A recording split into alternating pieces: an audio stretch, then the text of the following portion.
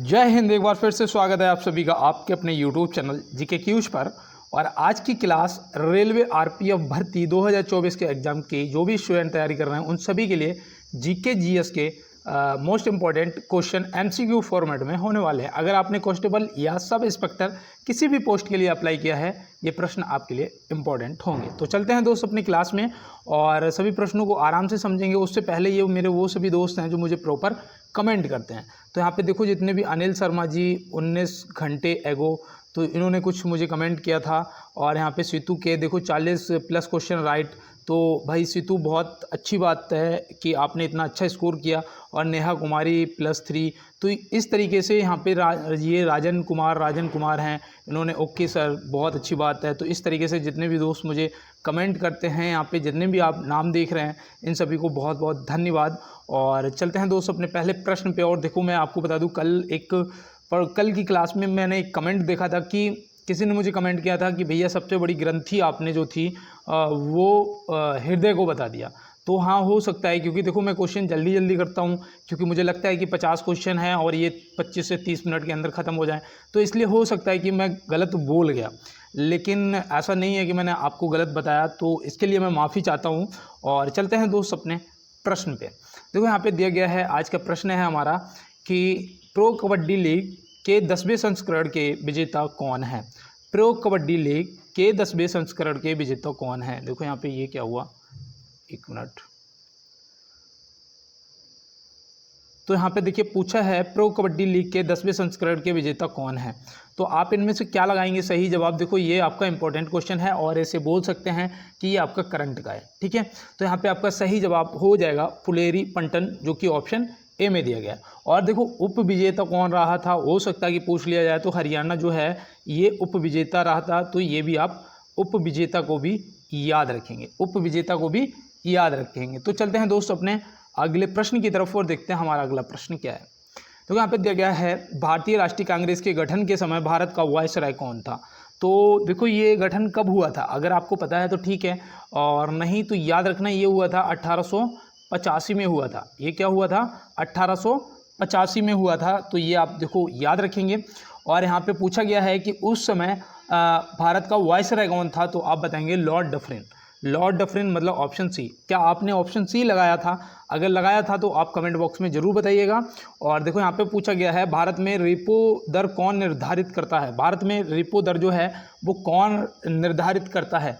तो इसका जो सही जवाब है वो आपका हो जाएगा RBI, reserve bank of India, reserve bank of India.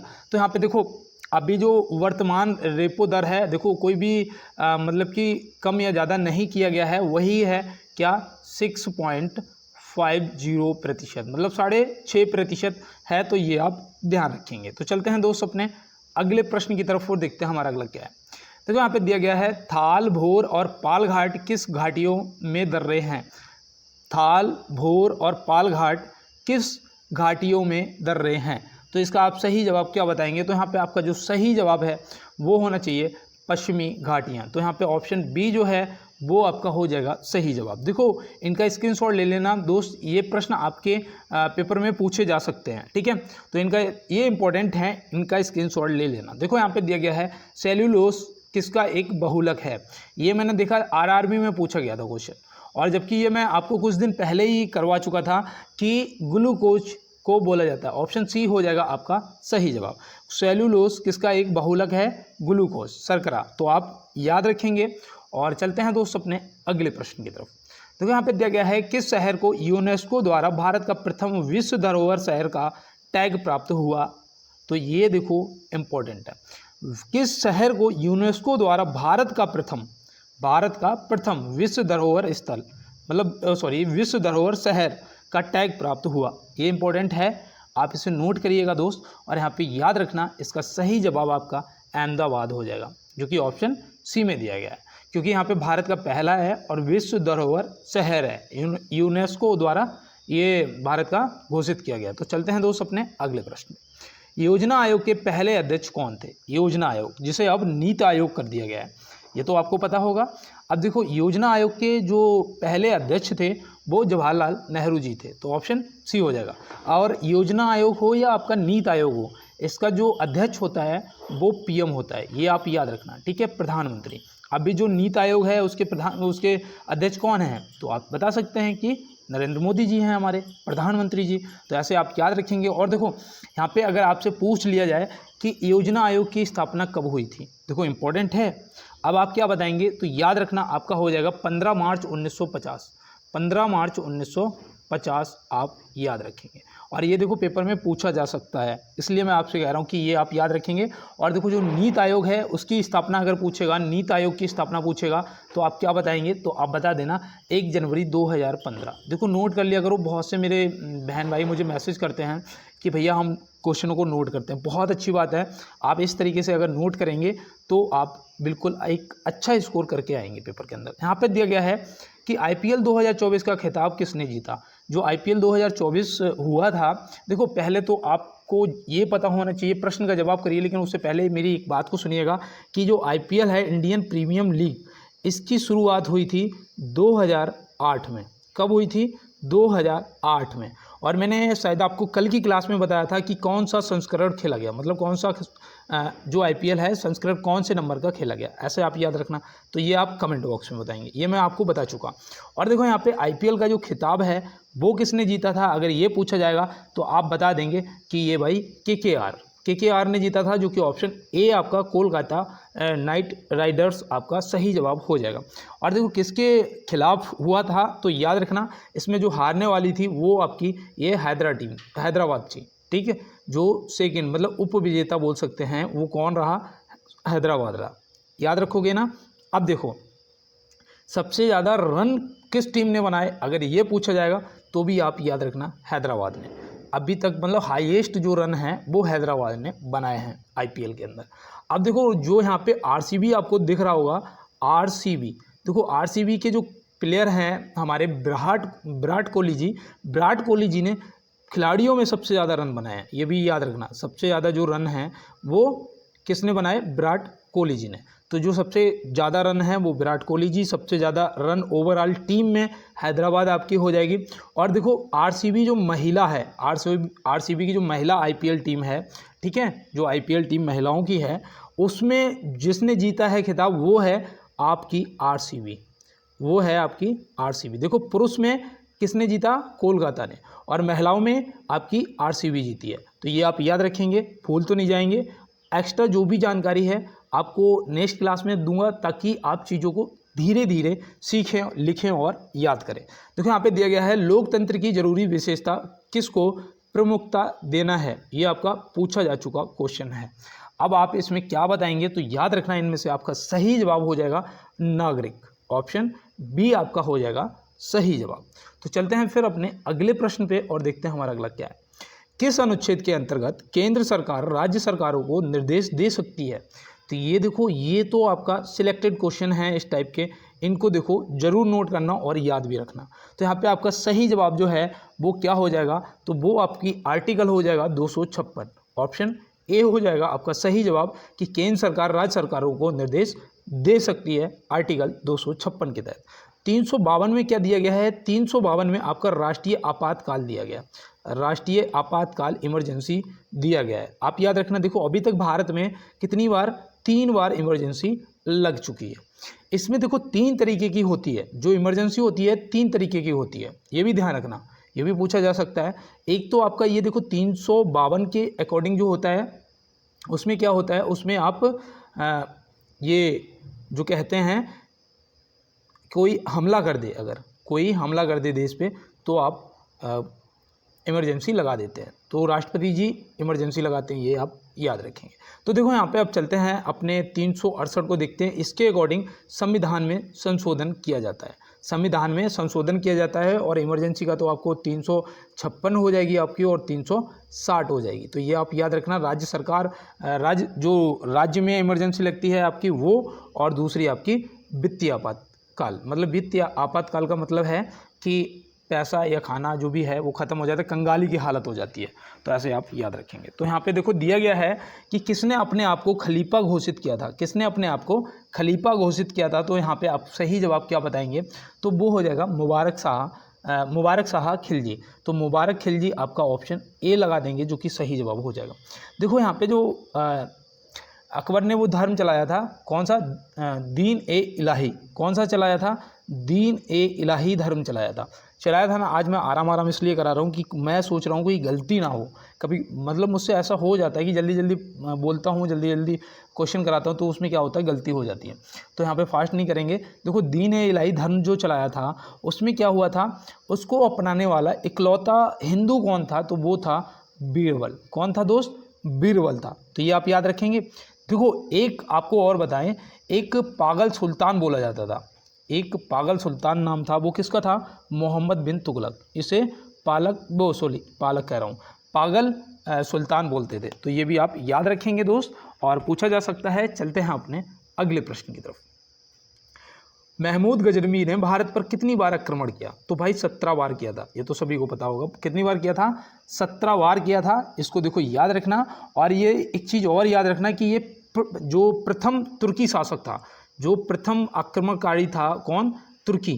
तो तुर्की आक्रमणकारी ये प्रथम था, ऐसे याद रखना। और इसने 1000 से लेके 1027 तक भारत पर 17 बार आक्रमण किया। ये भी आप याद रखेंगे, ठीक है। तो चलते हैं दोस्त, देखो इनको लिख लीजिएगा। चलते हैं अपने अगले प्रश्न की तरफ। देखिए यहाँ पे दिया गया है, मार्च 2024 में दुनिया का दूसरा सबसे बड़ा मोबाइल उत्पादक देश कौन बना है। ये आपका करंट का क्वेश्चन है। इसे आप देखो एक बार सही से देख लें और नोट भी कर लेना दोस्त, हो सकता है आपसे पूछ लिया जाए। तो आप याद रखना, जो दूसरा सबसे बड़ा उत्पादक देश बना है, तो वो आपका भारत बन गया है। तो यहाँ पे पहले कौन था, पहले जो नंबर पे पहले चीन आता था, पहले चीन था। अब दुनिया का दूसरा सबसे बड़ा उत्पादक मोबाइल जो देश है, वो भारत है। तो ऐसे आप याद रखेंगे, ये दूसरा सबसे बड़ा उत्पादक। तो चलते हैं दोस्त अपने अगले प्रश्न की तरफ, और पहले पे आपका चीन। यहाँ पे देखो दिया गया है, लाल कांच को अधिक ताप पर गर्म करने पर वह कैसा दिखाई देगा। लाल कांच को अधिक ताप पर गर्म करने पर वह कैसा दिखाई देगा। तो आप यहाँ पे क्या बताएंगे, आपका सही जवाब क्या होगा, तो आप फटाफट बताइएगा कि यहाँ पे जो सही जवाब आपका हरा हो जाएगा, ठीक है। और देखो अगर पिछले क्वेश्चन में किसी को डाउट रह गया हो, तो मैं आपको फिर एक बार कंफर्म करा देता हूँ कि दूसरे नंबर पर आपका भारत है और पहले नंबर पर आपका चीन है। आपका क्यों, ये तो चीन है, हमारा तो भारत है, ठीक है। तो लिखो एक बार कमेंट बॉक्स में जय हिंद, और चलते हैं दोस्त अपने अगले प्रश्न की तरफ। यहाँ पे दिया गया है, सूर्य की किरणों में कितने रंग होते हैं। सूर्य की किरणों में कितने रंग होते हैं। तो कितना इजी क्वेश्चन है, और ये आरआरबी में आपका पूछा जा चुका है, ऐसे समझिएगा। तो यहाँ पे आपका जो सही जवाब है वो आप क्या बताएंगे, 7 रंग होते हैं, 7। अब अगर भाई साहब यहाँ पे ये पूछ लिया कि कौन कौन से 7 होते हैं, तो भाई साहब 90% बंदे गलत करेंगे ना। देखो नोट कर लो, एक तो आपका होता है, यहाँ पे मैं लिख देता हूँ, एक तो आपका होता है हरा, ठीक है, एक कैसा होता है हरा, एक आपका होता है पीला, एक कैसा होता है पीला, लिख रहे हो ना। एक होता है आपका नीला, एक आपका हरा, एक आपका पीला, एक आपका नीला, एक आपका नारंगी, ठीक है। इन्हें नोट करते चलिएगा। देखो 1 2 3 4 हो गए। एक आपका नारंगी होता है, और एक आपका रेड भी होता है ना, लाल। तो एक आपका लाल भी होता है, एक आपका बैगनी होता है, और बैगनी, हाँ वो तो इंद्रधनुष का बिब्ग्योर है, और शॉर्टकट है वो। और यहाँ पे देखो एक आपका आसमानी हो जाता है। तो देखो आपका हरा, पीला, नीला और नारंगी और रेड मतलब कि लाल, और ये आपका बैगनी, और ये आपका आसमानी। तो इतने कलर आपके 7 हो गए ना। और रेनबो में भी कितने होते हैं, इंद्रधनुष में 7 होते हैं। तो यहाँ पे देखो दिया गया है, कैमरे में किस प्रकार का लेंस उपयोग में लाया जाता है। भाई इंपॉर्टेंट है, आपको पता होना चाहिए कि कैमरे में किस प्रकार का लेंस उपयोग में लाया जाता है। तो आप यहाँ पे क्या बताएंगे, आपका सही जवाब ऑप्शन सी होना चाहिए, उत्तल लेंस प्रयोग में लाया जाता है। कैसा लाया जाता है, उत्तल लेंस प्रयोग में लाया जाता है। तो चलते हैं फिर अपने अगले प्रश्न की तरफ। देखो यहाँ पे दिया गया है, मायोपिया से क्या तात्पर्य है। मायोपिया से क्या तात्पर्य है, इसका देखो ये इंपॉर्टेंट क्वेश्चन है आपके दोस्त, इन्हें एक बार आप देख लेना और नोट भी कर लेना। और देखो क्वेश्चन नंबर 17 है। मैं रुकूंगा मात्र 1 मिनट के लिए, हर क्लास में रुकता हूं, और मैं आपसे यही कहूँगा कि हो सकता है मेरी ज़बान पे माँ सरस्वती विराजमान हो, और जो भी स्टूडेंट, जो भी मेरे भाई बहन मुझे सुन रहे हैं, उन सभी को इस बार 100% वर्दी मिल जाएगी। और आप भी अपने भाई को एक बार सपोर्ट कर दें, क्लास को ज़्यादा से ज़्यादा लाइक कर दें, थंब वाला बटन दबा दें, साथ में चैनल को सब्सक्राइब भी कर लें, और साथ में क्या करेंगे, क्लास को दोस्तों के साथ में शेयर ज़रूर कर देना। ठीक है। अगर आपको लगता है कि भाई को अगर हम कुछ हेल्प कर सकते हैं, कुछ मदद कर सकते हैं, तो आप शेयर कर देना। और देखो यहाँ पे मायोपिया से क्या तात्पर्य है, यहाँ पे आपके जो प्रश्न का जवाब है वो है निकट दृष्टि दोष। निकट दृष्टि दोष और दूर दृष्टि दोष अगर नहीं पता है तो कभी नहीं भूलोगे।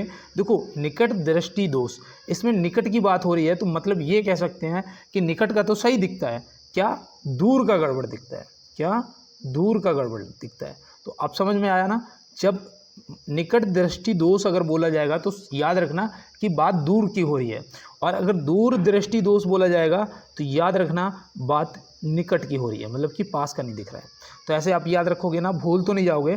तो यहाँ पे देखो जो आपका मायोपिया है उसका जवाब ऑप्शन ए हो जाएगा आपका, निकट दृष्टि दोष। और देखो दूर दृष्टि दोष अगर होगा तो आप क्या बताएंगे, तो बताना हाइपरमेट्रोपिया। क्या बताओगे, हाइपरमेट्रोपिया। हाइपरमेट्रोपिया अगर आपको होगा तो आप बोल सकते हैं दूर दृष्टि दोष। तो ऐसे आप याद रखना। तो चलते हैं अपने अगले प्रश्न की तरफ, अपोजिट होता है बिल्कुल। तो यहाँ पे दिया गया है वर्ल्ड बैंक ने किस देश को दक्षिण एशिया का सबसे कमज़ोर अर्थव्यवस्था वाला देश घोषित किया है। ये भाई है, यहाँ पे लगना चाहिए क्या 300, कौन सी धारा लगनी चाहिए, चलिए आप कमेंट बॉक्स में बताइएगा। मैं आपको लगभग पिछले 3 क्लास से कंटिन्यू बताता हुआ आ रहा हूँ, आज मैंने नहीं बताया है, और शायद इसी उम्मीद से कि कोई ना कोई भाई मुझे कमेंट में ज़रूर बताएगा। यहाँ पे देखो एशिया का सबसे कमज़ोर अर्थव्यवस्था वाला देश किसे घोषित किया गया है, तो वो इनमें से कौन हो सकता है। आपको सीधा सा जवाब है कि पाकिस्तान। कौन हो सकता है, पाकिस्तान। पाकिस्तान सही जवाब हो जाएगा। और चलते हैं अपने अगले प्रश्न की तरफ। देखो यहाँ पे दिया गया है बिंबिसार किस राजवंश के संस्थापक थे। बिंबिसार जो थे वो किस राजवंश के संस्थापक थे, तो आप क्या बताएंगे, भैया हर्यक वंश के थे। हर्यक वंश ऑप्शन बी हो जाएगा आपका सही जवाब। और देखो इसकी राजधानी कहाँ थी, अगर ये पूछ लेगा तो क्या बताओगे, हर्यक वंश की जो राजधानी थी वो कहाँ थी, तो याद रखना वो थी राजगृह। कहाँ थी, राजगृह आपका सही जवाब हो जाएगा। ये थी राजधानी, और बिंबिसार इसका कौन था, हर्यक वंश का संस्थापक था। और देखो मौर्य वंश का चंद्रगुप्त मौर्य थे। और पाल वंश का कौन था, तो मैंने उस दिन आपको बताया था कि मैंने ट्रिक से याद कर रखा है कि मेरे गांव में पाल लोग रहते हैं और उनमें एक गोपाल भी रहता है, एक गोपाल नाम का लड़का है, वाकई में है। तो मैंने ऐसे ही याद कर रखा कि वो जो गोपाल है वो पाल वंश का संस्थापक है। कौन, गोपाल। तो ये आप याद रखेंगे। देखो अब तो नहीं भूल जाओगे ना, गोपाल कौन है, ये पाल वंश का संस्थापक है। तो चलते हैं फिर अपने अगले प्रश्न की तरफ और देखते हैं हमारा अगला क्या है। सलार जंग संग्रहालय कहाँ स्थित है। भाई ये प्रश्न इंपॉर्टेंट है, इसे देख लो एक बार। सलार जंग संग्रहालय आपसे पूछा जाएगा तो आप यहाँ पे क्या बताएंगे, आप यहाँ पे तुरंत बता देना कि भैया वो हैदराबाद में है। कहाँ है, हैदराबाद में है। तो कोई दिक्कत तो नहीं है ना, बिल्कुल सही जवाब दोगे ना। सलार जंग संग्रहालय आपका हैदराबाद में है। इसकी स्थापना अगर पूछे तो क्या बताओगे, तो भी याद रखना है यार 1951 में हुई थी। कब हुई थी, 1951 में हुई थी, याद रहेगा ना। और देखो अगर आपसे पूछ देगा कि ये कहाँ पर स्थित है, कौन सी नदी के किनारे स्थित है, तो आप क्या बताओगे, तो हैदराबाद यार कौन सी। देखो जब हैदराबाद मूसी नदी के किनारे स्थित है तो याद रखना क्या, कि मूसी नदी के किनारे स्थित है। कोई दिक्कत होगी नहीं। देखो यहाँ पे जम्मू कश्मीर का नाम आया, मैं बताऊँ कश्मीर केसर के लिए बहुत ज़्यादा प्रसिद्ध है। केसर के लिए प्रसिद्ध है ना। केसर पूछा जाएगा कि केसर जो है मतलब कश्मीर में कहाँ पाया जाता है, तो आप क्या बताओगे। तो जगह का नाम पता है आपको, अगर नहीं पता है तो आप नोट करिएगा, पंपोर। क्या बताओगे, पंपोर में पाया जाता है। तो कोई दिक्कत होगी नहीं होगी, और मुझे लगता है कि आपको दिक्कत नहीं आनी चाहिए और आप नोट भी कर रहे होंगे। तो चलते हैं फिर अपने अगले प्रश्न पे। केसर खेती के लिए कौन सा राज्य प्रसिद्ध है। देखो अभी मैंने यार आपको ये क्वेश्चन कराया था और यहाँ पे ये आ भी गया, तो आप तुरंत बता देंगे भैया कश्मीर। कश्मीर में कौन सी जगह, कश्मीर में भैया पंपोर जगह। कौन सी जगह, पंपोर जगह। तो ये आप याद रखोगे ना। तो चलते हैं फिर अपने अगले प्रश्न की तरफ। केरल में क्या, केरल में आपका देखो आपके रबड़ का भी उत्पादन होता है, रबड़ का। ठीक है, उस दिन मुझसे गड़बड़ हो गया था, मैंने कहा सिक्किम बता दिया और फिर मुझे मेरे भाई लोगों ने मैसेज करना, बहन लोगों ने स्टार्ट कर दिए, भैया गलत बता दिया, गलत बता दिया। हाँ मुझसे गलती हुई थी और अपनी गलती को मैं स्वीकार करता हूँ। और देखो केरल में आपका मसालों के लिए पूछा जाएगा तो मसाले भी सबसे ज़्यादा कहाँ, केरल में। याद रखोगे ना। उत्तर प्रदेश में क्या है, उत्तर प्रदेश में आपका सबसे ज़्यादा गन्ना होता है। गन्ना, चीनी का कटोरा भी बोला जाता है उत्तर प्रदेश। भारत का चीनी का कटोरा कौन सा है, उत्तर प्रदेश। और विश्व का कौन सा है, क्या क्यूबा है क्या, कमेंट बॉक्स में बताइएगा। देखिए तालीकोटा का युद्ध कब हुआ था, तालीकोटा का जो युद्ध है वो मेरे भाई कब हुआ था, तो आप क्या बताएंगे? तो यहाँ पे आपका सही जवाब देखो, इनमें से अगर पता होगा ना तो आप देख के ही बता दोगे कि भैया वो 1565 में हुआ था, क्योंकि 1556 यहाँ पे जो दे रखा है 1556, तो देखो 1526 में हुआ था पानीपत का प्रथम युद्ध, ये पानीपत का प्रथम युद्ध हुआ था, और द्वितीय 1556 में हुआ था, और तृतीय कब हुआ था? तो वो हुआ था भैया 1761 में। पानीपत याद हो गया ना? अब तो नहीं भूलोगे। पहला 26, दूसरा 56 और तीसरा 1761 में हुआ था। तो यहाँ पे तीसरा लिख देता हूँ, ठीक है। अब देखो यहाँ पे 1576 लिखा है, अगर पता है तो कमेंट बॉक्स में बताओ कि 1576 में कौन सा युद्ध हुआ था। अगर आपने बता दिया हो तो आप नोट करो, क्या मैंने आपको हल्दी घाटी बताया था, या आपने मुझे अभी कमेंट में हल्दी घाटी का युद्ध जो है वो 1576 में बताया है? तो आप कमेंट बॉक्स में बताएंगे। और चलते हैं फिर अपने अगले प्रश्न की तरफ। जर्मनी का एकीकरण किसने किया था? देखो भाई ऐसा ही वालों नोट कर लो यार, हो सकता पूछ लिया जाए। जर्मनी का एकीकरण किसने किया था? तो जर्मनी का जो एकीकरण है वो किसने किया था? तो वो किया था बिस्मार्क ने। किसने किया था? बिस्मार्क। तो ऑप्शन ए आपका सही जवाब हो जाएगा। कोई दिक्कत तो नहीं होगी ना? बताइएगा कमेंट बॉक्स में, कोई दिक्कत तो नहीं होगी। तो चलते हैं फिर अगले प्रश्न की तरफ। लेकिन यहाँ पे देखो फंक ने क्या किया था? इसने विटामिन की खोज की थी, ठीक है। और एडवर्ड जेनर ने क्या किया था? बताइएगा फटाफट कि एडवर्ड जेनर ने क्या किया था। तो एडवर्ड जेनर ने शायद किसके टीके की खोज की थी ना? चेचक के टीके की खोज, देखो मैं भूल गया था, चेचक के टीके की खोज की थी। और ये कब करी थी? तो ये करी थी 1796 में। कब करी थी? 1796। देखो आप नोट कर लेना, ये सही होगा, गलत नहीं होगा, ठीक है। कब करी थी? 1796 में चेचक के टीके की खोज। तो चलते हैं फिर अपने अगले प्रश्न की तरफ। 49वें भारत रत्न सम्मान पाने वाले व्यक्ति कौन है? 49वें भारत रत्न सम्मान पाने वाले, भारत का सबसे बड़ा जो सम्मान है भारत रत्न होता है, याद रखना। और देखो यहाँ पे 49वें पूछा गया है कि भारत रत्न सम्मान पाने वाले व्यक्ति कौन है। तो यहाँ पे आपका सही जवाब है वो क्या होना चाहिए? तो देखो मैं आपको बताऊं, यहाँ पे आप याद रखना पहली चीज़ तो कि टोटल 5 लोगों को मिला है। कितने? टोटल 5 लोगों को मिला है। एक तो वो देखो कर्पूरी ठाकुर जी को मिला है, बिल्कुल सही जवाब है, ठीक है। दूसरा आपको पता है, दूसरा मिला है लाल कृष्ण आडवाणी जी को, और तीसरा मिला है चौधरी चरण सिंह जी को, और चौथा आपका मिला है पीवी नरसिम्हा राव को, पीवी नरसिम्हा राव को मिला है, और पांचवा आपका उन्हें मिला है एमएस स्वामीनाथन को, एमएस स्वामीनाथन। तो एमएस स्वामीनाथन भी याद रखना। देखो 5 के 5 मैंने बताए, यहाँ पे कर्पूरी ठाकुर, लाल कृष्ण आडवाणी, चौधरी चरण सिंह, और ये पीवी नरसिम्हा राव जी आपके, ठीक है, पीवी नरसिम्हा राव जी, तो ये भी याद रखना, और एमएस स्वामीनाथन जी को। तो यहाँ पे 5 मिले हैं, और 5 में से कोई भी हो सकता है, 4 और 3 ऑप्शन कुछ और दे दे, और चौथा आपसे पूछ ले, तो आप सभी को याद रखेंगे। राइट्स ऑफ मैन का लेखक कौन है? राइट्स ऑफ मैन पुस्तक के लेखक कौन है? अब यहाँ पे देखो वही चीज़ है ना, इसीलिए कहता हूँ कि पता नहीं कौन सी पुस्तक पूछ ली जाए, तो सभी को एक बार नोट कर लिया करो ताकि याद रहेगा। तो यहाँ पे याद रखना थॉमस पेन हो जाएंगे, थॉमस पेन। ऑप्शन ए हो जाएगा आपका थॉमस पेन, आपका सही जवाब। और इन्होंने देखो कब लिखी थी, अगर ये पूछा जाएगा तो आप क्या बताओगे? तो याद रखना 1791 में लिखा था। कब लिखा था? 1791 में लिखा था, तो ये भी देखो याद रखना। और चेचक के टीके की खोज कब हुई थी? 1796 में हुई थी, जैसा कि अभी मैंने आपको बताया था। मुंशी प्रेमचंद जी से देखो पुस्तकें पूछी जाएंगी, गबन पूछी जाएगी, और गोदान पूछी जाएगी। तो ये तो दोनों देखो, अभी आप 2 को नोट करो, आप 2 को सिर्फ याद करो।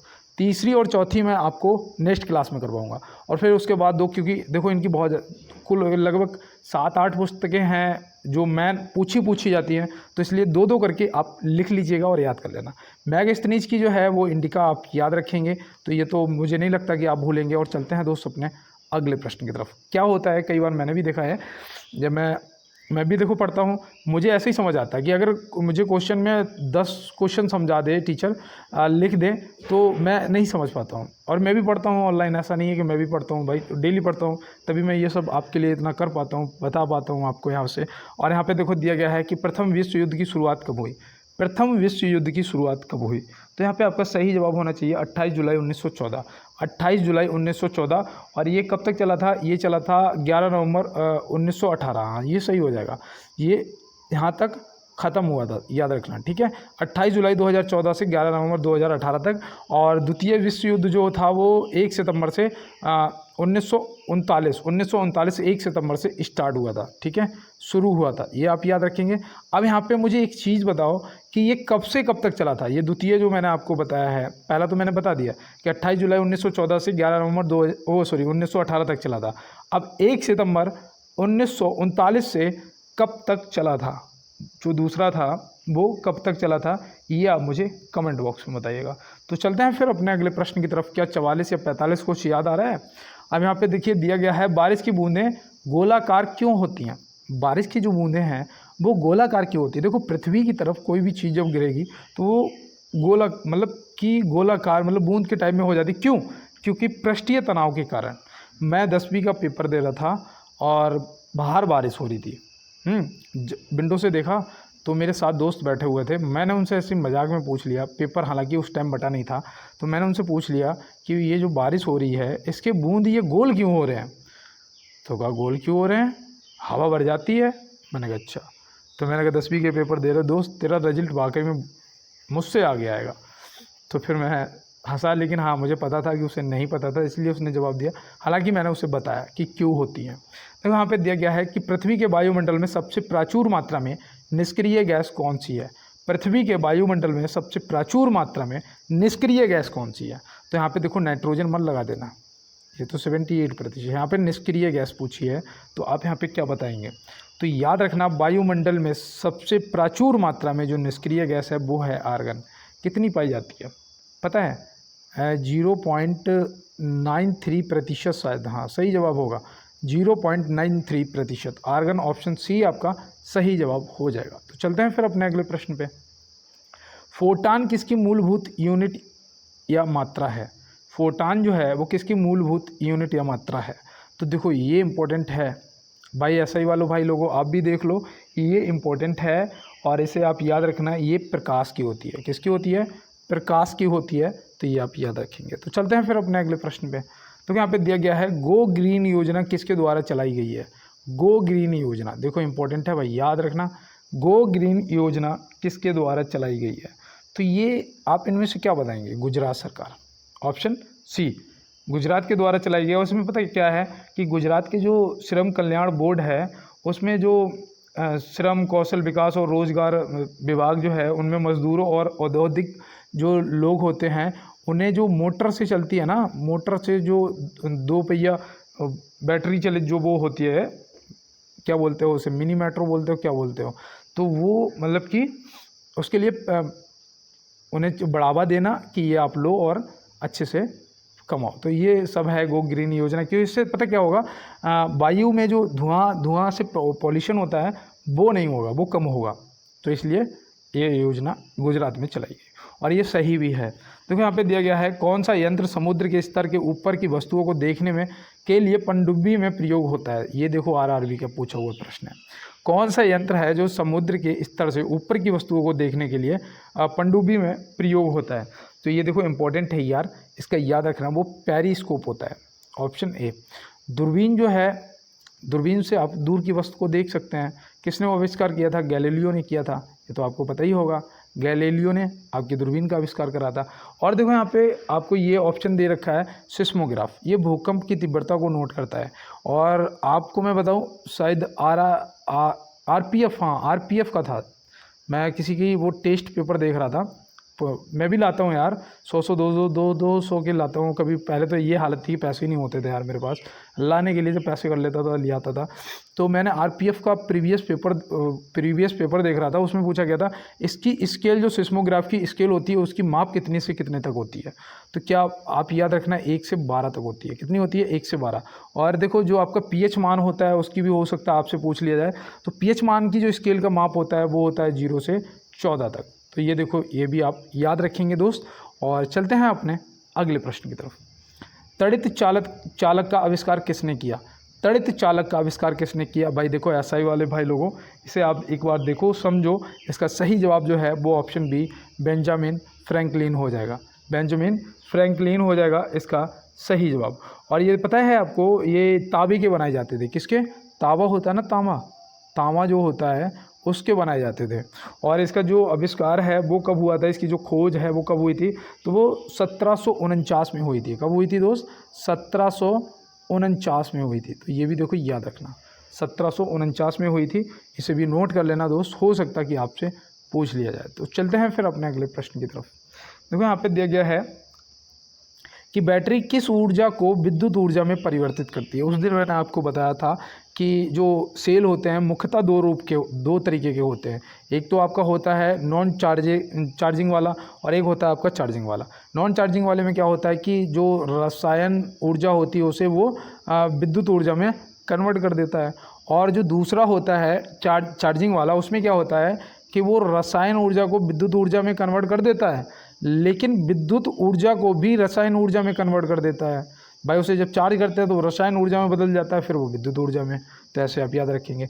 अब यहाँ पे बैटरी में किस ऊर्जा को विद्युत ऊर्जा में परिवर्तित करती है बैटरी, तो आप तुरंत बता देंगे कि भैया रासायनिक हो जाएगा, ऑप्शन सी जवाब।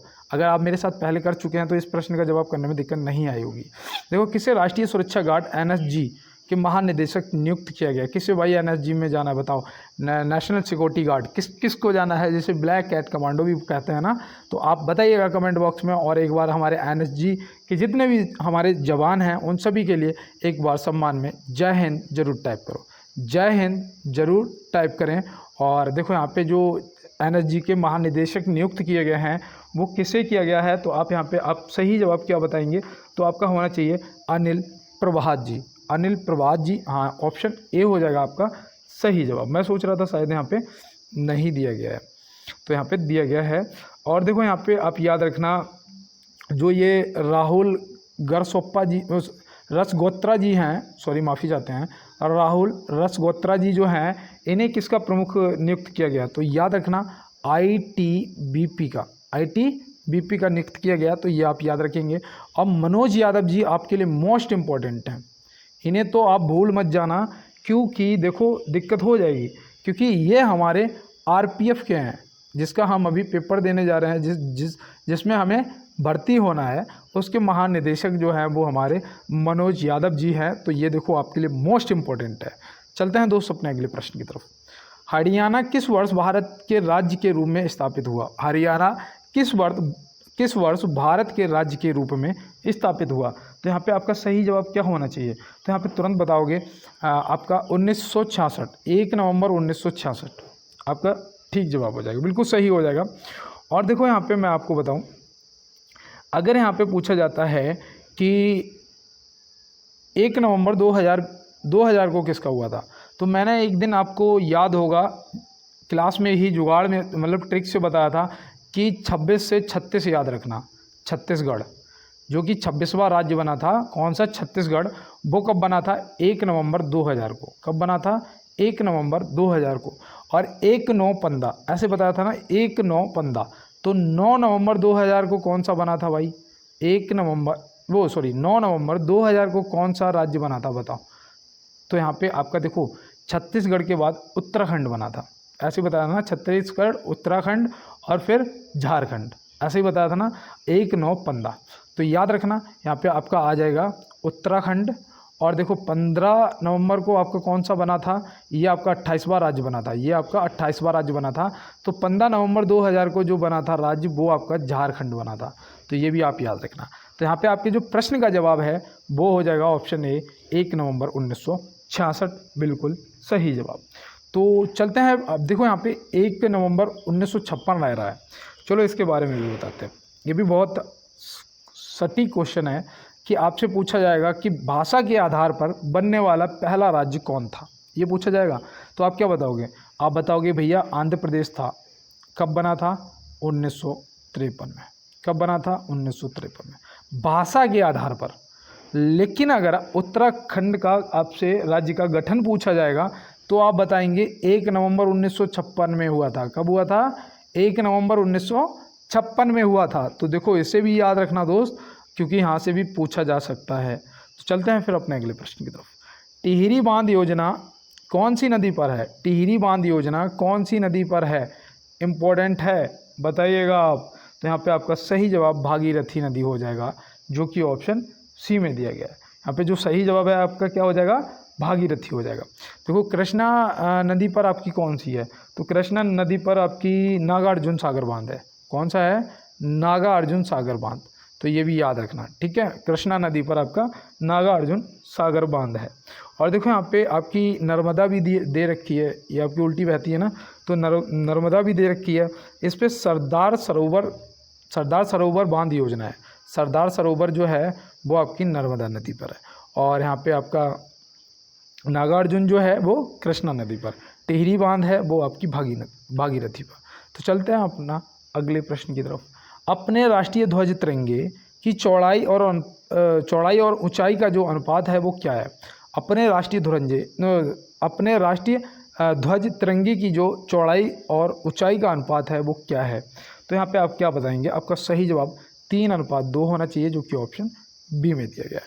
और देखो किसी क्वेश्चन में कोई गलती हो जाती है तो उसके लिए मैं पहले ही सॉरी बोलता हूँ। और देखो यहाँ पे 37 क्वेश्चन हो गए हैं, हालांकि मैं 34 पे रुकता हूँ, 1 मिनट के लिए रुकूंगा बस, थोड़ा रेस्ट जरूरी है। आप देख रहे होंगे कि बार बार जबान स्लिप हो जाती है, क्योंकि कंटिन्यू बोलते रहते हो, पानी पीते नहीं, तो यही दिक्कत हो जाती है। और मैं देखो रुक रुक के क्लास को रिकॉर्ड नहीं करता हूँ, एक बार प्ले किया सीधा एंड करता हूँ। यहाँ पे देखो मैं आपसे यही कहूँगा कि आप सभी का सिलेक्शन हो जाए दोस्त, बहुत अच्छी बात है, मैं भी यही चाहता हूँ। और एक गुरु के लिए इससे बड़ी, अगर आप मुझे देखो, वैसे तो मैं खुद स्टूडेंट हूँ, लेकिन अगर मुझे आप अपना गुरु मानते हैं तो इससे बढ़ के मेरे लिए क्या खुशी हो सकती है कि आपका सिलेक्शन हो जाए। कोई बात नहीं, आप अगर पार्टी नहीं दोगे मैं आपको पार्टी दे दूंगा, मैं आपको मिठाई खिला दूंगा आके, आपके यहाँ आके। और आप भी अपने भाई को यार एक बार सपोर्ट कर दो, क्लास को लाइक वाला बटन दबा दो, साथ में चैनल को सब्सक्राइब भी कर लेना और ज़्यादा से ज़्यादा क्लास को शेयर भी कर देना। तो चलते हैं फिर अपने अगले प्रश्न की तरफ। आप पूरे क्वेश्चन करने के बाद रुकेंगे। सिक्किम किस वर्ष भारत का राज्य बना। सिक्किम किस वर्ष भारत का राज्य बना। देखो आज की क्लास ना इंपॉर्टेंट है यार, ये प्रश्न पूछा गया है सिक्किम, और तभी मैंने इसे नोट करा है। इसका याद रखना, ये 1975 में बना था। 1975, इसमें एक ही ऑप्शन है 15 मई। 15 मई को कौन सा दिवस मनाया जाता है, याद है आपको क्या। मैंने उस दिन आपको कौन सा बताया था, परिवार दिवस मनाया था ना, परिवार दिवस बताया था। तो देखो 15 मई को आपका परिवार दिवस और 1 मई को आपका श्रम दिवस मनाया जाता है। तो ये भी देखो याद रखना, मुझे याद आ गया तो मैंने आपको बता दिया ताकि आपको प्रश्न याद रहे, ठीक है। तो यहाँ पे देखो और भी ऑप्शन दे रखे हैं, जैसे कि 20 फरवरी 1987 दे रखा है। तो 20 फरवरी 1987 में आपका देखो ये जो सिक्किम था ये आपका 22वां राज्य बना था। कौन सा, 22वां राज्य बना था, ये भी देखो याद रखना। उधर मैंने 26, 27, 28 आपको बता दिए, इधर आप नोट करो ये 22वां राज्य बना था। तो भैया 23वां राज्य आपका ये बना था 20 फरवरी 1987 को। कौन सा बना था, तो ये याद रखना मिजोरम बना था। कौन सा बना था, तो ये आपका मिजोरम बना था। तो देखो भूल तो नहीं जाओगे ना, नोट कर रहे हो ना, तो ये नोट करते हुए चलना है दोस्त। 20 फरवरी 1987 को आपका 23वां जो राज्य है वो मिजोरम बना था। अब यहाँ पे देखो आपका ये दे रखा है आपका 1 फरवरी 1987 भी दे रखा है ना। तो 1 फरवरी 1987 को कौन सा बना था, ये आपका 24वां राज्य बना था। फिर ये आपका 24वां राज्य बना था। और 24वां राज्य कौन सा बना था, तो वो हमें याद है, कौन सा, अरुणाचल प्रदेश। अरुणाचल प्रदेश जो है आपका सबसे पूर्वी राज्य है। सबसे पूर्वी राज्य आपका अरुणाचल प्रदेश, और सबसे पश्चिमी जो है वो आपका गुजरात है। वो कौन सा है, गुजरात है। तो चलते हैं फिर अपने अगले प्रश्न की तरफ। देखो यहाँ पे दिया है केरल के अधिकतम निवासी कौन सी भाषा बोलते हैं। केरल के जो अधिकतम निवासी हैं वो कौन सी भाषा बोलते हैं, तो ये देखो पूछा गया प्रश्न है। आप क्या बताएंगे, इसका सही जवाब आपका मलयालम हो जाएगा, मलयालम, जो कि ऑप्शन सी में दिया गया। और साक्षरता दर में पहले स्थान पर आने वाला राज्य भी आपका केरल है। और देखो कोरोना का पहला मरीज भी आपका कोविड का पहला मरीज भी आपका केरल में मिला था, ये आप याद रखना। देखो अंग्रेजी जो है ये नागालैंड की आधिकारिक भाषा है, जो नागालैंड की जो भाषा है, मुख्य भाषा, वो अंग्रेजी है। तो ये भी देखो आप याद रखेंगे। और चलते हैं अपने अगले प्रश्न की तरफ। चुंबकीय कंपास की सुई किस ओर इंगित करती है। चुंबकीय कंपास की जो सुई है वो किस ओर इंगित करती है, तो वो देखो किस ओर इंगित करती है। तो आप ऐसे याद रखना, देखो ऐसा होता है ना, देखो ये आपका पूरब होता है, ये आपका पश्चिम होता है, ये आपका उत्तर होता है, ये आपका दक्षिण होता है। और उसकी देखो सदैव सुई जो है वो आप जब कंपास को पकड़ेंगे तो आपको ऐसी ही दिखेगी, ऐसी ही दिखती है। तो हम कह सकते हैं उत्तर और दक्षिण, मतलब कि ऑप्शन ए हमारा क्या हो जाएगा, सही जवाब हो जाएगा। हमारा ऑप्शन ए जो है वो सही जवाब हो जाएगा। तो चलते हैं फिर अपने अगले प्रश्न पे। तो यहाँ पे दिया गया है किस समूह ने उत्तर प्रदेश में भारत का पहला गोला बारूद मिसाइल विनिर्माण परिसर लॉन्च किया है? तो इसका सही जवाब आप क्या करेंगे? और देखो अपनी प्रेजेंट लगा देना यार, एक बार क्लास को लाइक कर देना। मैं भी स्टूडेंट हूँ यार, मुझे बहुत अच्छा लगता है जब एक गरीब दूसरे गरीब की मदद करता है। देखो भाई 90% बंदे हैं जो वर्दी की तैयारी करते हैं। मुझे पता है, मैं जब स्टेडियम दौड़ने जाता था तो हमारे बैच में लगभग, जिस बैच में हम दौड़ते थे 600 बंदे थे, जिसमें से मैं आपको बताऊं दोस्त कि उसमें से 590 बच्चे ऐसे होंगे जो पुअर फैमिली से आते थे, हम लोग जैसे कि हम लोग, ठीक है। तो ये इसीलिए मैं कहता हूँ कि आप मेरा सपोर्ट करिएगा, मैं आपका सपोर्ट करूँगा, और मैं तो आपका करूँगा ही करूँगा। आप, मुझे विश्वास है कि आप मेरा सपोर्ट करेंगे। देखो यहाँ पे जो इस प्रश्न का जवाब है कि उत्तर प्रदेश का भारत का पहला गोला बारूद मिसाइल विनिर्माण परिसर लॉन्च किया गया, क्योंकि ये भारत का पहला है, इसलिए आप याद रखना, और वो भी उत्तर प्रदेश में। तो यहाँ पे आपका जो सही जवाब है वो क्या हो जाएगा, तो आप तुरंत बताएंगे कि ये किया है अडानी समूह ने, अडानी समूह, ऑप्शन सी। और ये देखो किस जगह, मतलब किस शहर में स्थापित किया जाएगा, तो वो भी यार याद रखना, कानपुर। कहाँ किया जाएगा? कानपुर में किया जाएगा। तो चलते हैं फिर अपने अगले प्रश्न की तरफ और देखते हैं हमारा अगला क्या है। इलेक्ट्रॉन की खोज की थी, इलेक्ट्रॉन की खोज किसने की थी? बताइएगा भाई, एसआई वाले भैया लोगों, आप भी इसका क्वेश्चन का जवाब कर दे तो बहुत अच्छा रहेगा। तो आप बताओ इलेक्ट्रॉन की जो खोज है वो किसने करी थी? तो जे थॉमस ने करी थी भैया। किसने करी थी? जे थॉमस ने करी थी। अब आप कह रहे हैं कि भैया हम भी यही बताने वाले थे, तो मुझे बताओ फिर कब करी थी? बताओ भैया कब करी थी? तो यार नोट कर लो, 1897 में करी थी। कब करी थी? 1897 में करी थी। तो याद रखोगे। और मार्कोनी ने किसकी खोज करी थी? देखो ये मैं मुझे बहुत पहले मैंने पढ़ा था, याद नहीं सही से आ रहा है, लेकिन फिर भी मैं कोशिश कर रहा हूँ कि रेडियो की खोज शायद मार्कोनी ने करी थी, और मैं ये सही बता रहा हूँ। अगर कोई डाउट हो तो आप कमेंट बॉक्स में बता देना। और देखो जॉन लॉगी बियर्ड ने जो है, ये मुझे बहुत अच्छे से याद है कि इन्होंने टेलीविज़न की खोज की थी। टेलीविज़न का जो आविष्कार है वो जॉन लॉगी बियर्ड ने किया था। तो चलते हैं फिर अपने अगले प्रश्न की तरफ और देखते हैं हमारा अगला क्या है। संसार की छत किसे कहा जाता है? बाई एसएससी जीडी कोई भी एग्जाम हो, पामीर का पठार, रट मारो पामीर का पठार। ऑप्शन ए पामीर सही जवाब हो जाएगा। और माउंट एवरेस्ट कहाँ है? नेपाल में है। तो ये भी देखो याद रखना, मैं रोज़ बताता हूँ। 8,848 मीटर। मेरे भाई ने मुझे बहुत मारा था इस हाइट को याद कराने के लिए। 2-2 घंटे दोस्त कंटिन्यू बिना उठे मुर्गा बना रहता था मैं, और नहीं अगर बनता तो मारता था। तो भैया मैंने ऐसे पढ़ाई करी है यार। और यहाँ पे देखो दिया गया है कि सिडनी ऑस्ट्रेलिया, सिडनी जो है वो किस नदी के किनारे बसा है? तो इसका जवाब बहुत याद रखना है दोस्त, नोट रखना है कि डार्लिंग, ऑप्शन ए सही जवाब हो जाएगा। A1 नदी, भैया ये तो ज़रूर पूछता है A1। अब आपको याद आया होगा कि A1 के किनारे ब्रिस्टल, क्या है? ब्रिस्टल कहाँ पड़ता है भैया? इंग्लैंड में पड़ता है। कहाँ पड़ता है? इंग्लैंड में। याद रहेगा ना। इरावदी के भी किनारे मैंने आपको बताया है, और ये मैंने कब बताया था? जिस दिन मैं आपको 1857 में बहादुर शाह जफर द्वितीय की बात बता रहा था कि वो दिल्ली से 1857 की क्रांति का नेतृत्व कर रहा था, और उसे फिर अंग्रेज़ों ने वहाँ से पकड़ कर कहाँ? रंगून स्थानांतरित कर दिया। कहाँ कर दिया? रंगून। तो यहाँ पे देखो मैंने आपको बताया कहाँ स्थानांतरित किया दोस्त? रंगून में किया।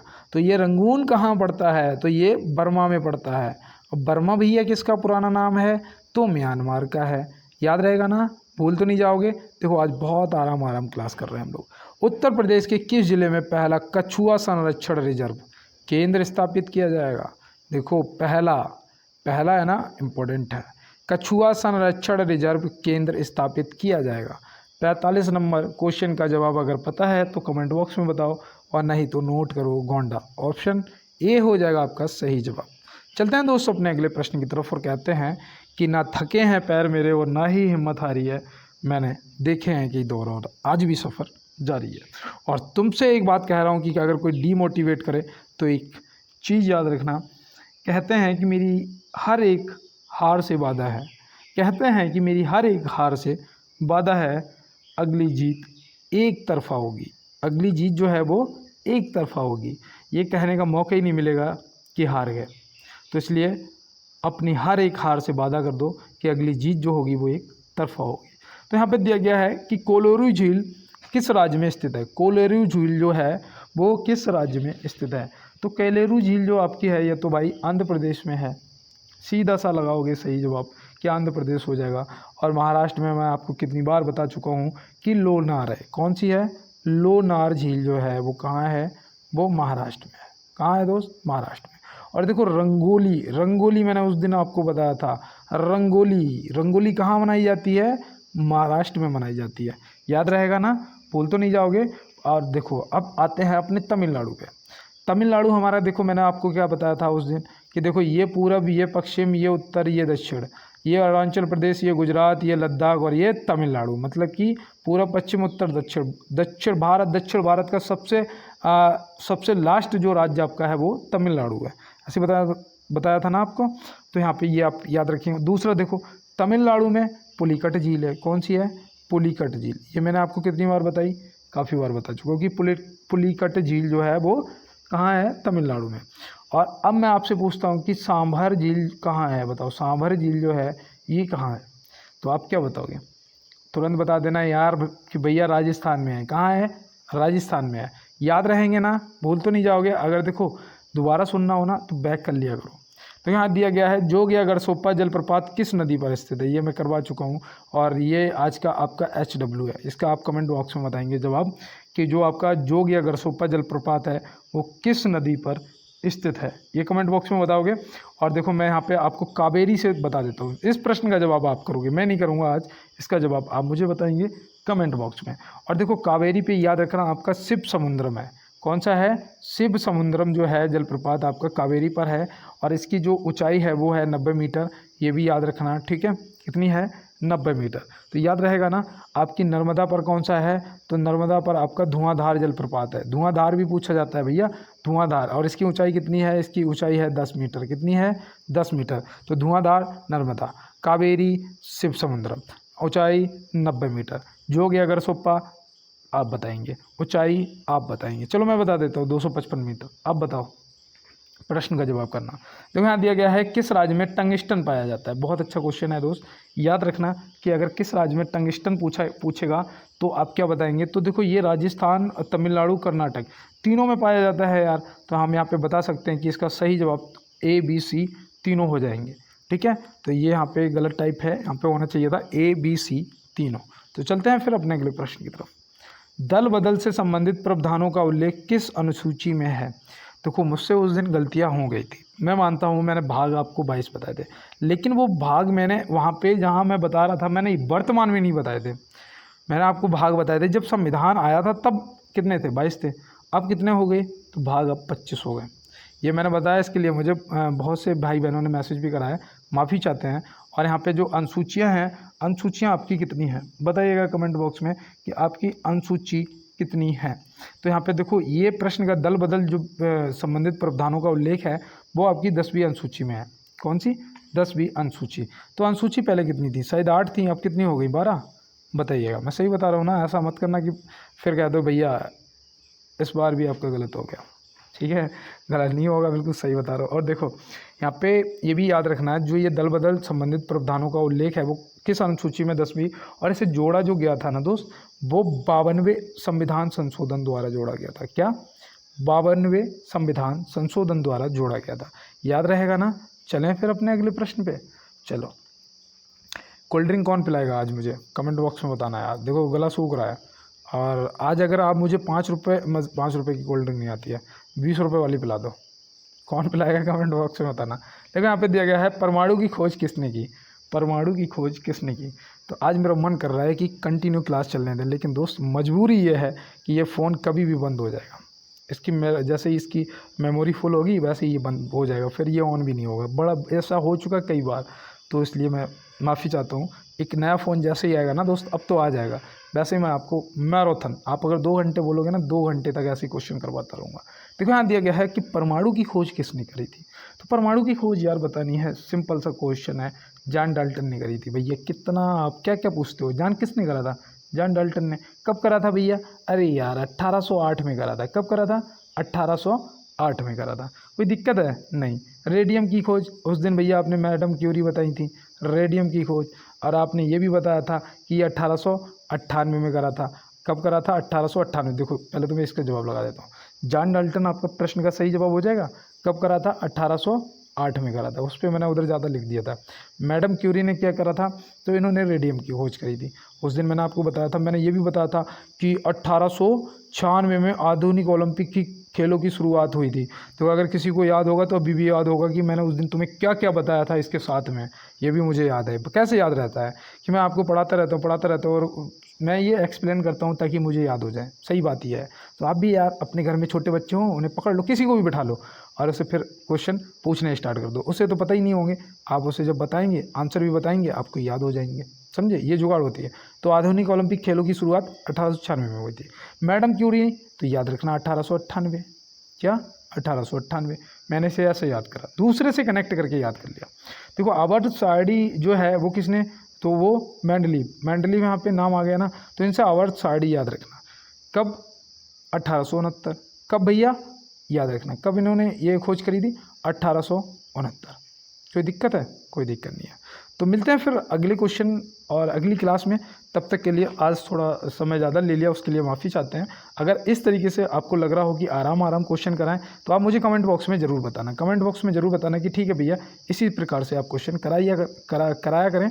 और मिलते हैं दोस्त अपने सभी बहन भाइयों से नेक्स्ट क्लास में। तब तक के लिए सभी को टाटा बाय बाय, जय हिंद।